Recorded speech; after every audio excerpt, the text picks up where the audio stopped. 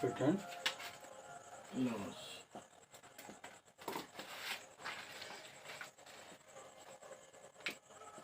तो पहले समझो कि प्रॉफिट एंड लॉस में प्रॉफिट कहेंगे किसको।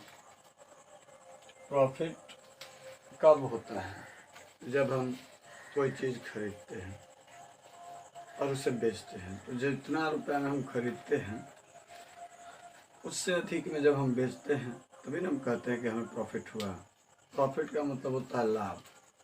तो लाभ तब होता है जब हम अपनी 2 रुपये की खरीदी हुई चीज़ को 3 रुपये में बेचें, या 200 का चीज़ को 210 में बेचें, दो मतलब 1 रुपया एक्स्ट्रा में बेचें या 2 रुपये एक्स्ट्रा में बेचें, मतलब जितना एक्स्ट्रा हम बेचते हैं तो वही हमारा फ़ायदा होता है। फ़ायदा यानी कि हमारा लाभ। और लॉस, लॉस में कब? मान लो खरीदे कोई चीज़ को 500 रुपये में, बेचना पड़ा 300 में, किसी कारणवश कोई खराबी आ जाने की वजह से हमें उसे 300 रुपये में बेचना पड़ा, तो हमारा जो मूल पूंजी जो हमने लगाया था उससे भी कम मिला, तो हम लॉस में हैं। तो प्रॉफिट कब होगा? प्रॉफिट तब होगा जब आपको कुछ फ़ायदा होगा, और हानि तब जब घाटा होता है। हानि मतलब या घाटा कह सकते हैं। प्रॉफिट इट मीन्स फ़ायदा। तो प्रॉफिट में क्या है, मान देखो इसमें 2 टर्म होते हैं। एक होता है सेलिंग प्राइस, दूसरा होता है कॉस्ट प्राइस। ठीक है।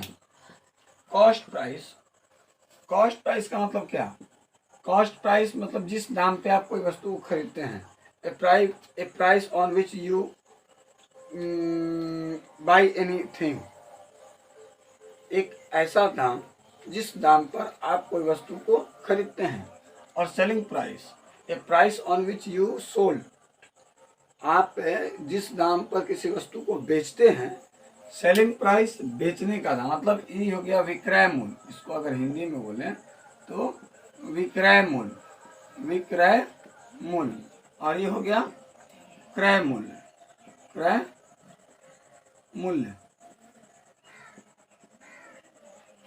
मूल्य मतलब खरीदने वाला दाम, जिस दाम में हम किसी वस्तु को खरीदते हैं, जिस दाम पर। और विक्रय मूल्य का मतलब होता है कि जिस दाम पर हम किसी वस्तु को बेचते हैं। अब मान लो अगर हम खरीदे हैं, कॉस्ट प्राइस हमारा है 100 रुपया, और सेलिंग प्राइस हो गया हमारा, सेलिंग प्राइस है 110 रुपया।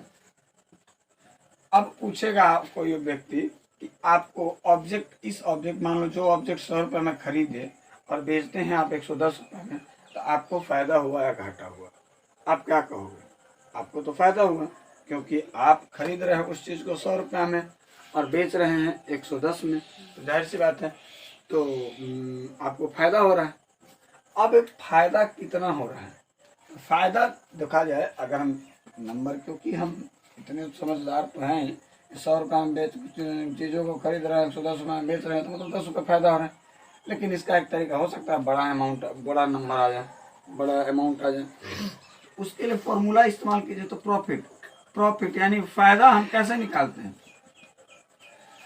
मतलब हम फ़ायदा जिस दाम में हम बेचते हैं उस दाम में से खरीदे हुए दाम को घटा देते हैं, इतना से हमें फ़ायदा निकल के चला आता है। 110 में से 100 को अगर घटा दें तो 10 रुपया, यही 10 रुपया हमको फ़ायदा हुआ था। 100 रुपये से 100 रुपये हम खरीदे थे, 110 रुपये में बेचे तो 10 रुपये हमको फ़ायदा हुआ था। और फ़ायदा कैसे निकालेंगे? तो 110 में से 100 घटा देंगे तो 10 रुपये निकल गए, यही तो हमको फ़ायदा हुआ। तो फॉर्मूला क्या बन गया? Selling price minus cost price. इस तरह से प्रॉफिट का फॉर्मूला बन गया।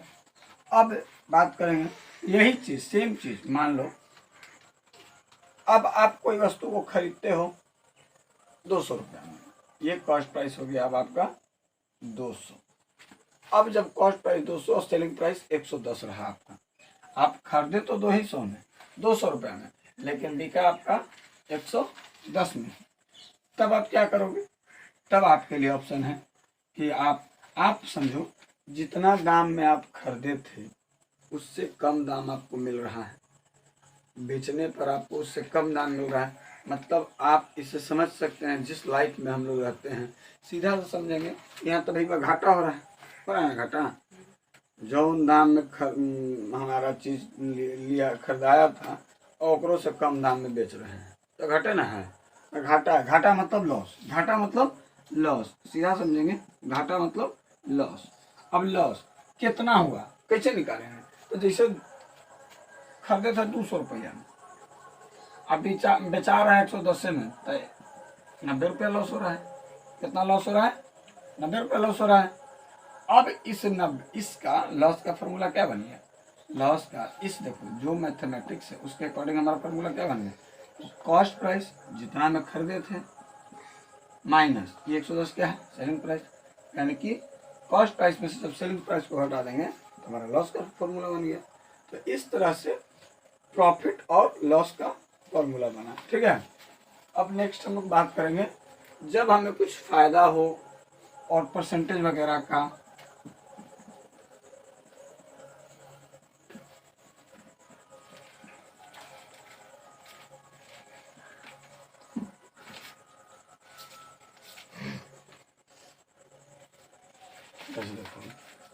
मान लो अब हम कोई चीज को खरीदते हैं, कॉस्ट प्राइस, कॉस्ट प्राइस हमारा 200 रुपया है और प्रॉफिट हमको उस पर 10% हो रहा है। क्वेश्चन को समझने का प्रयास कीजिएगा। देखिए क्वेश्चन कैसे करता है। कॉस्ट प्राइस हमारा 200 रुपया है और उसके बाद प्रॉफिट हमें 10% होता है।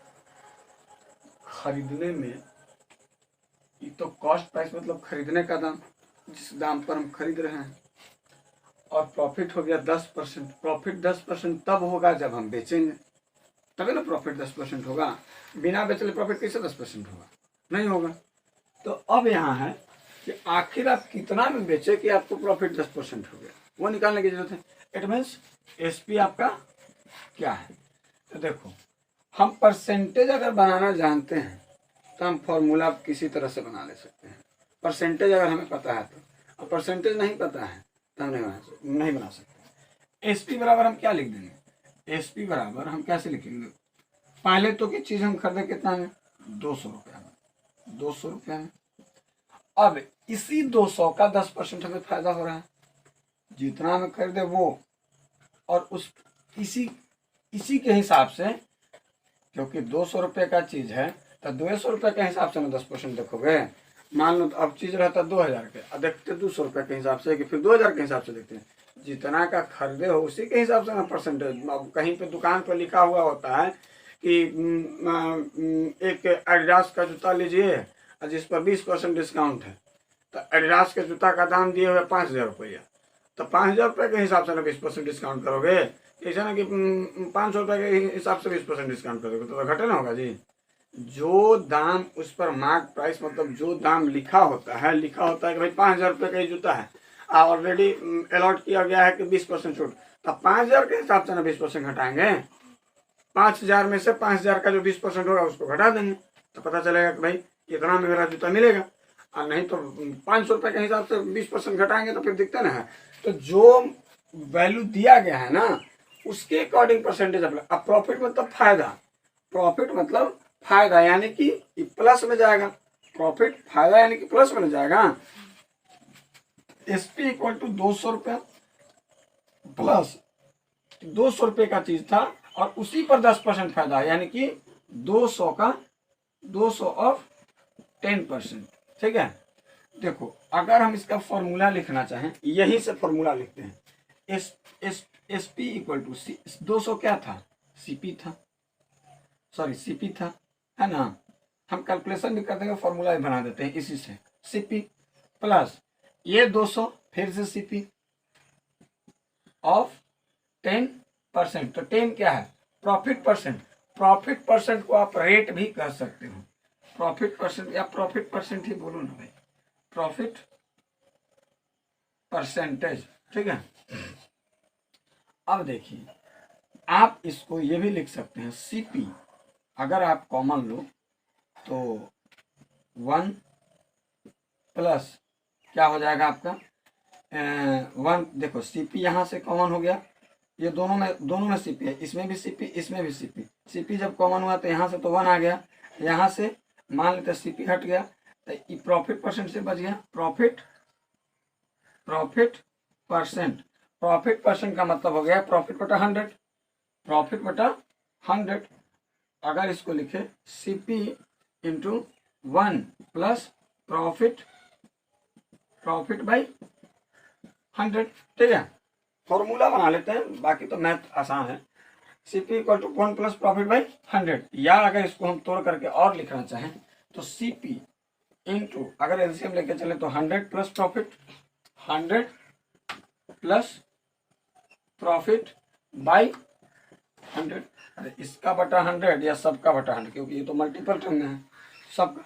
इस तरीके से ये आपका ये फॉर्मूला हो गया किसका, एसपी का।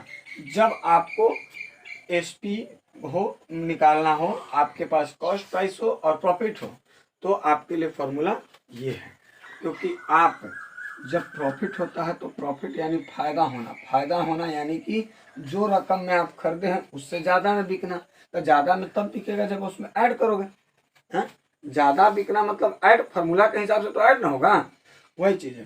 तो यहाँ पे आप देखो कैसे मैंने फार्मूला बना लिया कि 200 रुपये की चीज़ थी और जितने रुपए की चीज़ है उसी के हिसाब से वो जो फायदा हो रहा है तो उस फायदा को इंक्रीज करें, या घाटा हो रहा है तो उस घाटा को डिक्रीज करें। यहाँ पे एक और फार्मूला बन जाएगा, देखिएगा। तो सीपी 200 रुपये की चीज़ थी और उस पर 10% हमें फायदा हो, यानी कि 200 का ही 10% फायदा हुआ। अब इस मैथ को कैलकुलेट करते हैं, देखिए। तो 200 प्लस 200 का 10%, 200 गुना 10 बटा 100, 2 जीरो से 2 जीरो कट गया, यानी 200 प्लस 10 गुना 20, यानी 220 रुपया, ठीक है। तो 220 रुपया हमारा हो गया सेलिंग प्राइस। इस तरह से हम सेलिंग प्राइस निकालते हैं। कब, जब हमें प्रॉफिट दिया हुआ हो तब हम परसेंटेज को, प्रॉफिट परसेंटेज को इंक्रीज करते हैं। और when given loss percent, then SP equal to वही CP into 100 minus only 100 minus loss by 100। बस, क्योंकि लॉस में तो घाटा होता है तो घट जाता है ना, यही है। बाकी ये दोनों का फॉर्मूला, बाकी हम लोग नेक्स्ट सीपी कैसे निकालेंगे इसके बारे में बात करेंगे।